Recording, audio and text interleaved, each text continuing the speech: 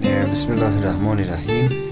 دانش آموزان عزیز صنف دهم، در جیولوژی صنف دهم شما یک سوال در صفحه 123 آمده.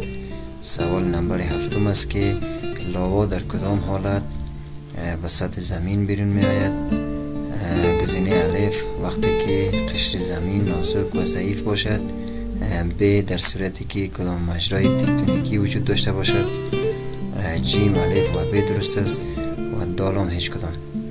خب شما میفهمین دانش آموزان عزیز، همون ساعت قشر زمین که نازک و ضعیف است، همون ساعت بیشتر متضرر است و لاوا وقتی که از اعماق زمین بیرون میشه این توام دارای گازات مختلف است. وقتی که این گازات به همون ساعتی که فشار وارد میکنه، از همون ساعتی که قشر زمین نازکتر است، از همون ساعت چی میکنه؟ بیرون میشه.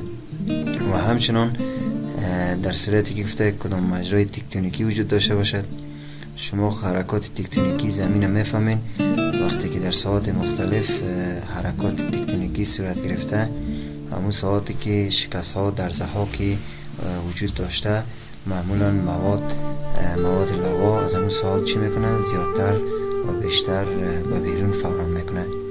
خب گزینه جیم در اینجا درست بوده. باز هم یک ویدیویی را که تهیه دیده میرم شما ببینید که در این ویدیو با شما به صورت مکمل واضح میسازه.